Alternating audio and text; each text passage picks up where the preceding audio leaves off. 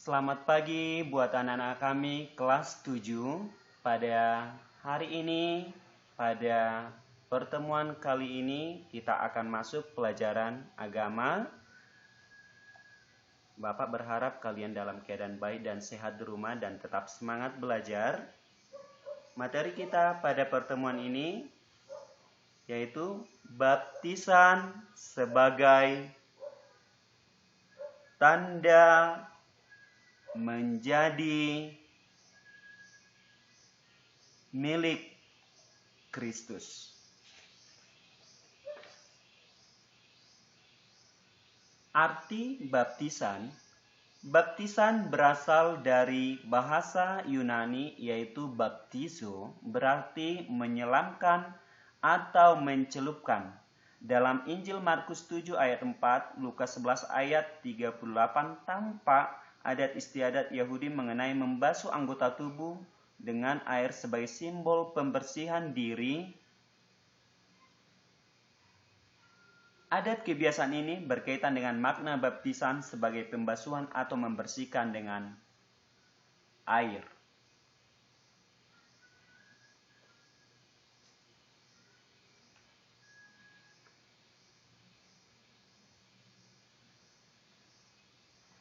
Rasul Paulus mengajarkan bahwa baptisan merupakan tanda pertobatan manusia yang ingin masuk ke dalam hidup baru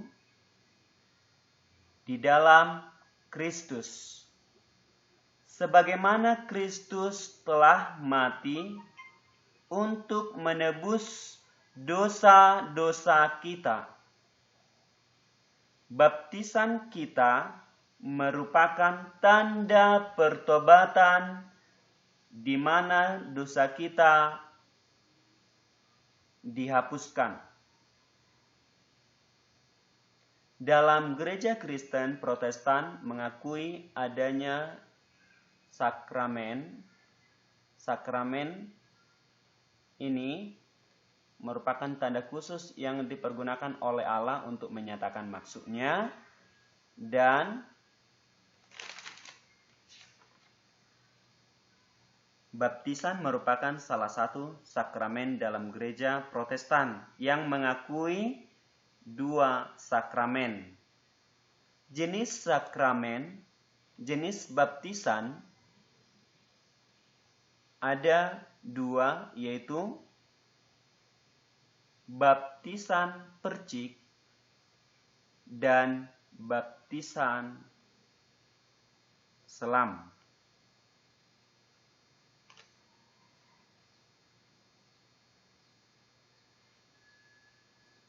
Baptis selam atau baptisan Yohanes.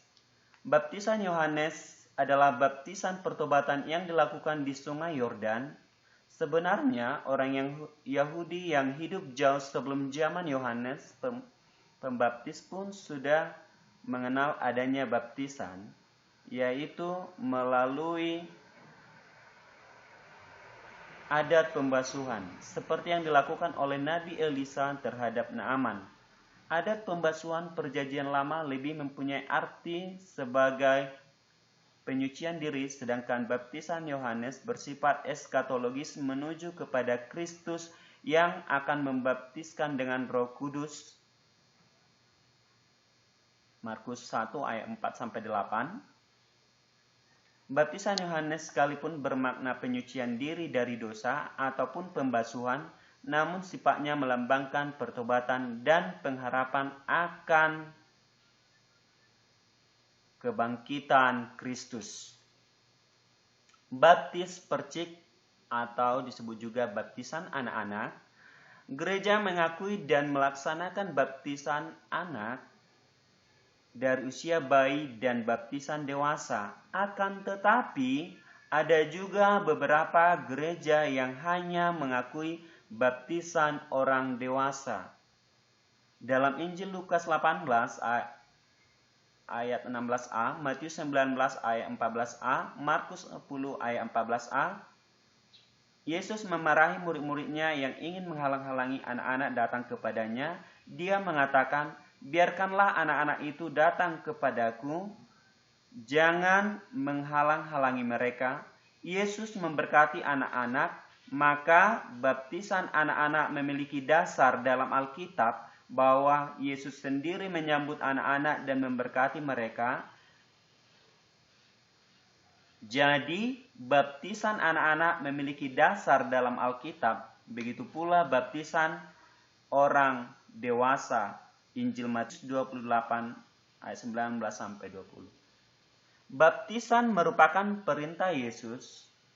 Dalam Injil Matius 28 ayat 19 sampai 20, Yesus meminta murid-muridnya untuk pergi ke seluruh penjuru bumi, kabarkan Injil Kerajaan Allah dan baptis orang-orang percaya dalam nama Bapa, Anak, dan Roh Kudus. Yesus menginginkan agar keselamatan diperluas mencakup seluruh bangsa. Keselamatan yang pada mulanya dipahami hanya milik bangsa Israel sebagai umat pilihan, kini diperluas Yesus menjadi milik semua bangsa. Setiap orang dari berbagai bangsa yang percaya kepadanya menjadi muridnya. Tandanya adalah melalui baptisan dan mereka pun menerima anugerah keselamatan. Jadi, unsur percaya amat penting dalam baptisan, yaitu hanya orang yang percaya kepada Kristus dan orang yang bertobat yang akan menerima baptisan kudus.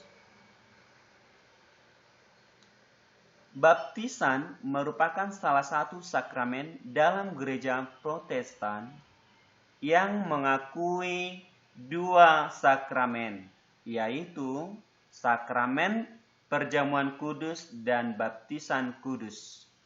Baptisan kudus merupakan tanda seseorang menjadi bagian dari persekutuan orang percaya yang telah bertobat dan bersedia hidup baru dalam anugerah Allah, dalam anugerah Yesus Kristus.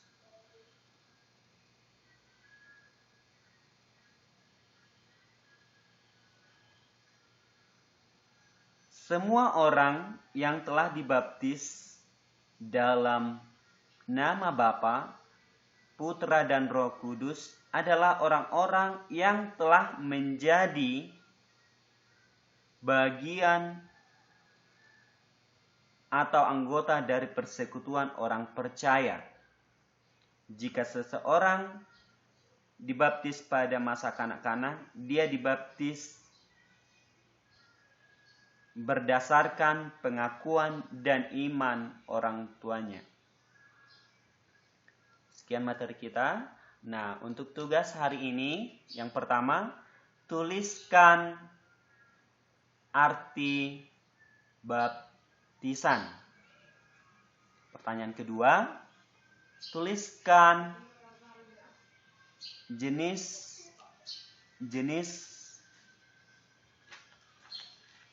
baptisan. Sekian dan terima kasih. Tetap semangat belajar dari rumah untuk anak-anak kami.